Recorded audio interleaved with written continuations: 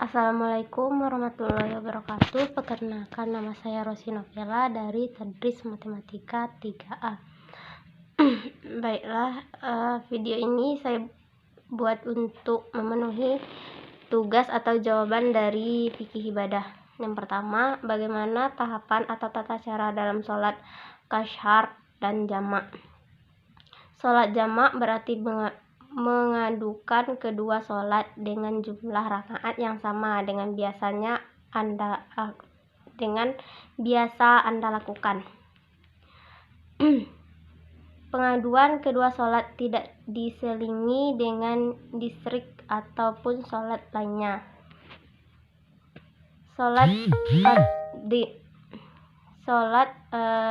qadim dilakukan di awal sholat fardu, mengadukan mengerjakan dua sholat wajib sekaligus di waktu sholat yang pertama dan awal. Jika Anda memiliki niat mengerjakan jamak atau kasyarat sekaligus, berarti dikerjakan dengan 2 rakaat zuhur, lalu salam dan lanjut 2 rakaat untuk asyar.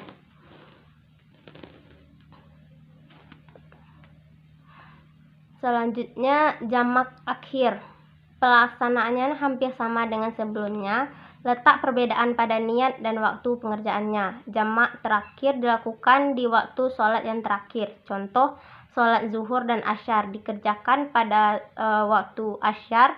Jika Anda memiliki niat mengerjakan jamak dan qasyar sekaligus, berarti dikerjakan dengan 2 rakaat asyar, lalu salam dan lanjut 2 rakaat untuk zuhur.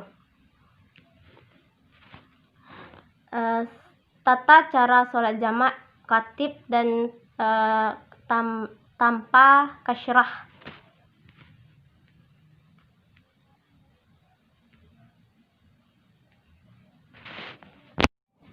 Selanjutnya, soal yang kedua yaitu sebutkan langkah-langkah dalam penyelenggaraan jenazah. Pertama, kita tahu dulu tata cara memandikan jenazah.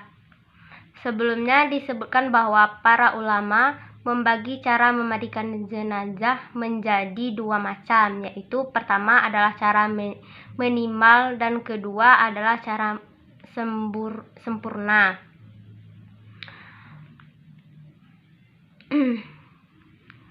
Utama sempurna. Untuk cara minimal berdasar pada penjelasan singkat oleh Syekh Salim bin Sumai Al-Hadirami dalam kitab Safinatun Najaah, yang berarti sebagai berikut. Artinya, paling sedikit memandikan mayit adalah dengan meratakan air ke seluruh anggota badan.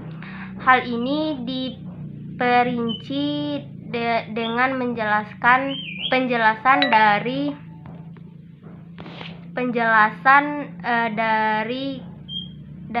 Dr. Mustafa Alkin dalam kitab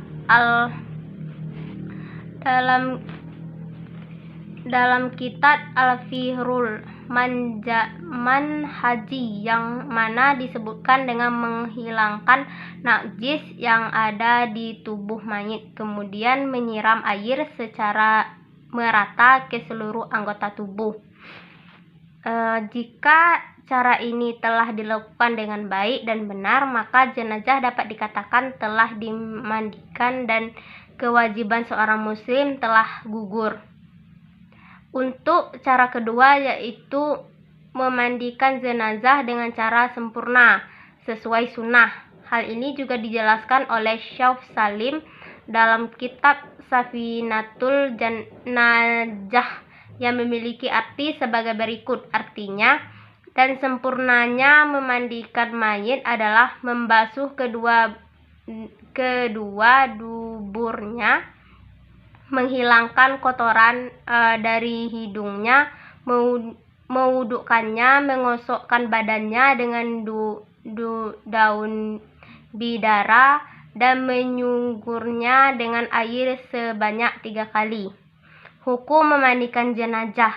dalam Islam memandikan jenazah hukumnya adalah fardu kifayah, yang mana jika sudah ada seseorang yang memandikan jenazah, maka kewajiban bagi yang lain telah gugur atau tidak diwajibkan memandikan jenazah.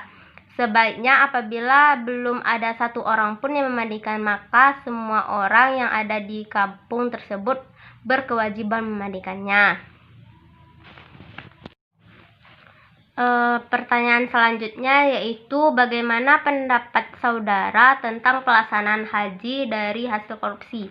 Kalau menurut saya, kalau kita haji itu kan kewajiban bagi umat Islam.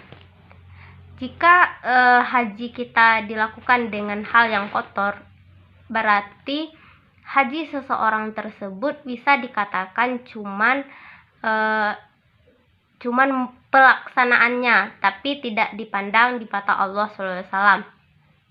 Pernah juga ada cerita kalau yang saya dengar dari Ustadz, jika seseorang yang haji, tapi hajinya tersebut dari uang yang tidak halal, maka haji tersebut tidak diakui oleh Allah, dan orang tersebut tidak pantas dibilang haji. Adapun sebaliknya, jika seorang sudah naik haji tapi kewajibannya, atau bisa dikatakan kewajiban umat Islam dan pengetahuan hajinya tidak disalurkan atau tidak mencerminkan seorang haji, maka haji tersebut cuman di masyarakat tapi tidak diakui Allah. Berdosalah bagi seseorang jika mempunyai ilmu tapi tidak disalurkan, begitu. Kalau menurut saya tentang haji yang dari korupsi itu tidak baik. Selanjutnya, soal yang keempat yaitu sebutkan dalil tentang taharah. Adapun dalil tentang taharah adalah yang artinya, dan bersihkanlah pakaianmu dan jauhilah perbuatan yang kotor atau dosa. Dijelaskan dalam Al-Quran surat Al-Baqarah ayat 222, yang artinya sesungguhnya Allah menciptakan orang-orang yang bertaubat dan orang-orang yang menyucikan diri. Baiklah, itulah jawaban dari saya. Saya tutup dengan wabillahi taufiq wal hidayah. Wassalamualaikum warahmatullahi wabarakatuh.